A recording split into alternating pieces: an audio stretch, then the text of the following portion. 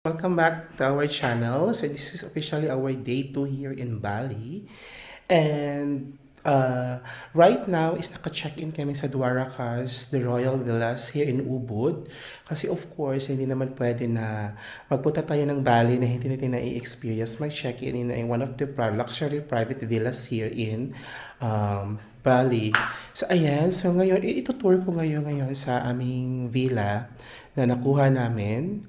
We booked this in Agoda for 9,700, 800 per night. At saka, ang room na ito is meron siyang dalawang bedroom. Ayan guys, ito yung facade ng aming villa. As you can see, ayan oh. Yan yung villa namin guys, na facade. So nasa room 602 kami. Yan, so pasukin natin. Traditional Bali, ano talaga siya? Structure. Sige, pasok tayo. Yan. So, pagpasok mo pa, may makikita ka na agad dito na little garden. Ayan. Siya. Then, of course, pasok tayo sa ating main room. Sa pagpasok mo dito sa first floor ng villa is bubungad agad sa'yo yung master's bedroom. Ayan yung master's bedroom guys. Pwede dito dalawang tao. May television. Ayan. Pasensya na po sa kalat kasi kagabi lang kami nag-check-in. And the good thing of this guys, villa is meron silang dispenser. At saka hindi lang sa isang room lang sa isang room, pati sa kabilang room meron din siyang dispenser. May malaking table dito, may lampshade. Yan, ang dami. Okay guys, I am wearing pala their bathrobe. Ganda ng ng kanilang designs. Then may wardrobe. Hindi to wardrobe. This is a safety deposit box. Ayan. They have telephone here. Ayan. Tapos, meron na naman silang, ito yung kanilang wardrobe. May maraming mga hangers, guys. And of course, dito na naman sa kabilang door.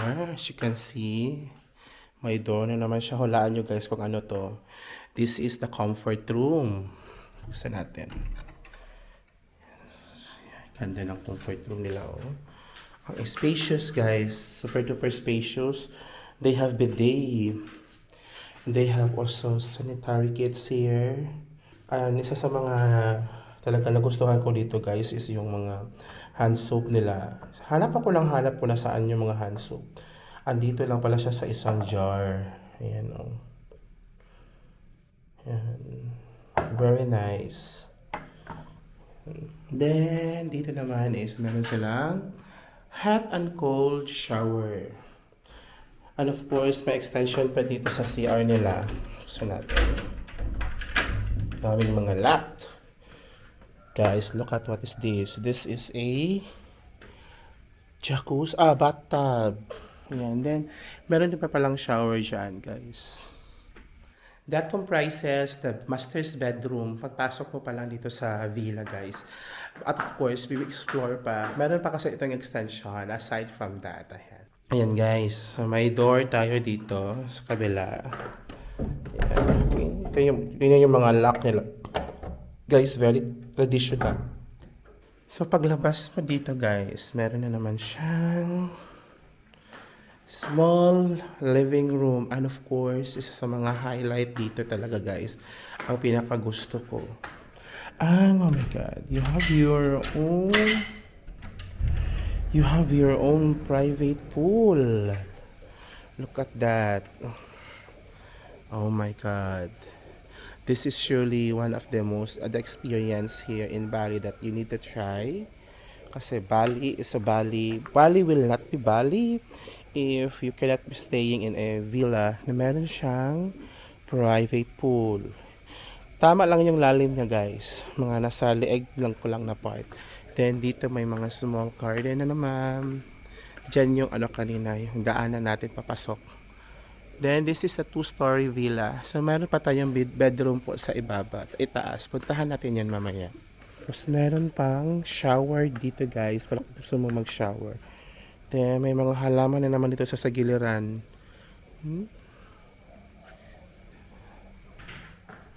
Guys, meron din sila dito complimentary na mga coffee, yan, tea. Pero yung wine guys is may bayad. And the good thing of this hostel kasi most of the hotel kasi na nasa stayhan natin guys, yung sa minibar nila is may bayad. Dito, yan. Yung lahat ng laman yan dyan guys are free. Free yan lahat. No? Of course, lalagyan na nila yan kung ilang peraso ang nakastay dito sa hotel. Isa lahat ng mga drinks na nandyan is free yan siya. Meron siyang second floor guys. Meron tayong stairs dito. Sige, puntahan natin yung second floor. Doon yung second room kung saan sila Ma'am Rabia and Ma'am Lenny are staying. Tapos dito sa ibabaw is may terrace na naman siya guys. Yan. Tapos dito may fruits na naman siya. Ito guys, so masarap ito guys. Masarap yan. Hindi ko alam kung anong prutas yan para masarap yan. Dito overlooking yung yung private pool natin sa ibaba. Then dito guys, meron na namang mga amenities. May mga tsa na naman at saka kape. What is this? Is this a minibar also? Oh, another minibar. Ayaw mabukas. Oh, meron na naman siyang So, I think free na naman yan dyan siya guys. You know, free na naman. Oh my God. See guys, may mga villas din doon. Tapos meron din silang mga private pool. Guys, ito yung room nila Ma'am Ravia. May TV din. Huy, ito yung second bedroom. Tulog pa sila Ma'am Ravia. Mga sleeping princess. Ang mga sleeping royal natin guys. Royals. Hello. Oh my God. Oy, I woke up like this.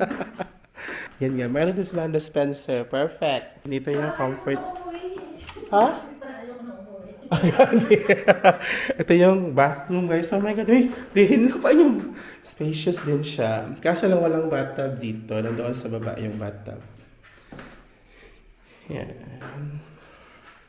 That's it guys. That comprises our villa here in Ubud. So, Ubud talaga is one of the place here in Bali na kung gusto mo maka-try ng purely relaxation with a view of rice fields here.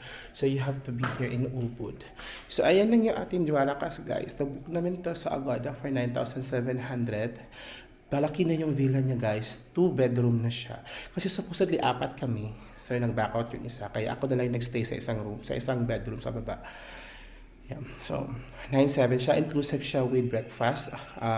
Buffet breakfast, which is later. We will avail that. Yeah. No, then, yun. Marami silang mga complementaries, guys. May cookies pa nga ako nakita kanina na complimentary food. And the best thing here is you really have your own private pool. So, wala kang kahati, wala kang kalaban sa private pool. So, later on, i-explore natin yung entire hotel, yung resort, kasi meron din silang common pool dito na maganda din. Ayan guys, so i-explore natin yung resort. Yung hotel pala. Yung resort, correct. Naka-outfit na po kaming 2, 3. Ni Ma'am Lani. Guys, this is the main pool here in Dwaraka. Paliit lang siya. Kasi all of the villas here, rooms, are merong private pool. Time for breakfast. So, akyat tayo sa itaas. Sa itaas yung breakfast nila. Oh, it's not buffet pala. It's not buffet. Sorry. Guys, wala silang buffet. Pero yung kanilang breakfast menu is unlimited. You can order all you want. At your heart's content. Please look at their food, guys. Oh my God. Meron silang, we had a poached egg. Plus egg Benedict. I finish this all. Nice. I have to. Lenny, may cinnamon. Oh my goodness. My egg Benedict. Oh my God. Atchman C. 9, 10, 11, 12, 13, 14, 15, 16, 17, 18, 19, langoy pa. Masarap pa sanang maligo sa pool. Kaso lang we need to check out. So, check out na kami. Kasi may mga destinations pa tayong pupuntahan today. So, we are now heading to our check out na tayo sa Duaracas. The Royal Villa. It's very nice again. Today guys is magbe-Bedugul tour tayo kasi malapit lang yung Bedugul here sa Ubud. So, pupunta tayo ng Bedugul, tapos Handara Gate, tapos Tanalot sa ating last destination before tayo mag-check-in sa Kuta later on in the evening. Ang ganda sa Duaracas guys, so you have to be there if you want to stay here, if you want to be in Bali. Guys, this is the Ubud town. Medyo busy sila ngayon kasi meron sila celebration. I think Independence Day, they are celebrating ito day. Guys, andito kami ngayon sa Bedugul kasi Bedugul tour kayo tayo for this afternoon. So our first stop is the Handara Gate. Yeah, isa to sa mga Instagrammable spot. From the hotel that we have stayed in Ubud to the Handara Gate, it took us 1 hour and 40 minutes because of traffic. Yeah. The entrance is without drone, right? the entrance is 50,000. Without drone for us. And I don't know yet for him No drone? if he gonna continue. no drone. No drone. Okay. Ayan guys, so may queuing dito kasi marami nagpapapicture. Our queue number is 97. I do not know kung anong number na. That's the Handara Gate guys. Oh. As you can see, ang daming couple na nagla-line up and they are picturing like that. Oh my god. The waiting time is 1 hour to 1.5 hour daw siya guys. Ganun katagal dito ha. Ayan guys, may mga dumadaan din palang mga sasakyan dito. Sa dagdag siya sa time. Okay, meron tayong nag-picture sa harapan. Guys, number 76 pa siya. Tapos sa 97 kami. Masyadong maraming tao. No? Ang haba, nakakaubos ng oras dito guys. Oh my god.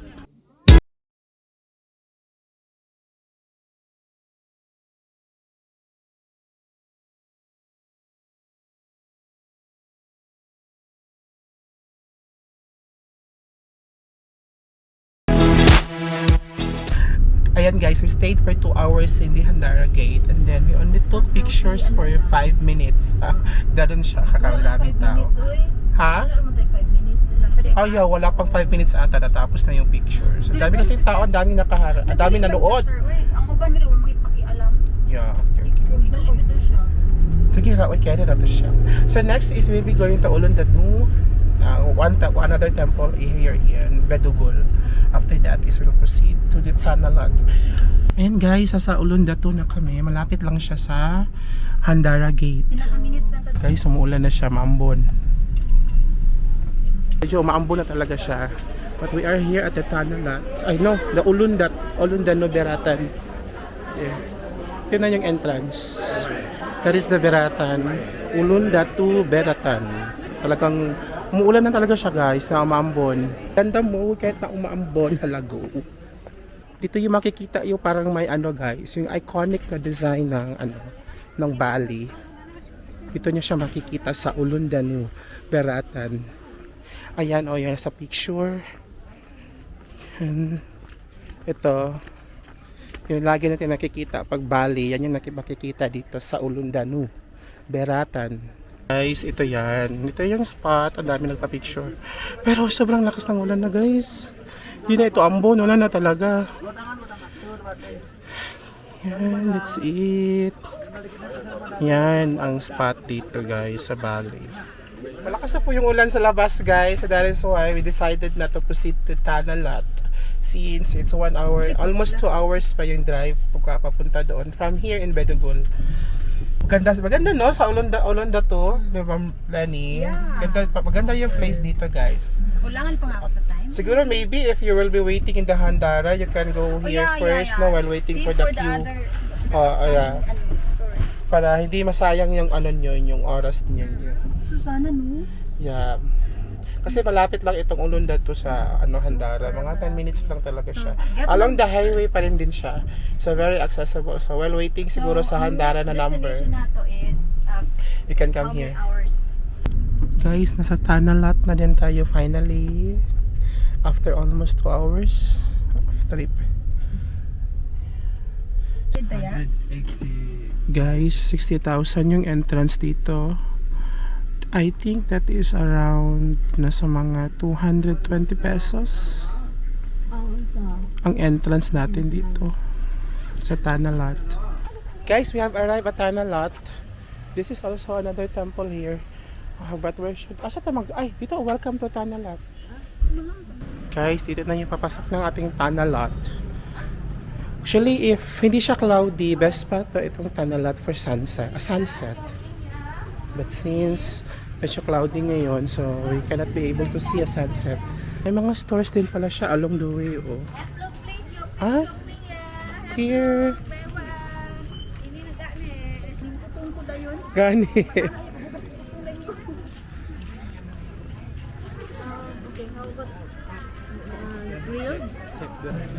Right now, andito kami ngayon sa restaurant in Tanalat kasi wala pa kaming kain since lunch.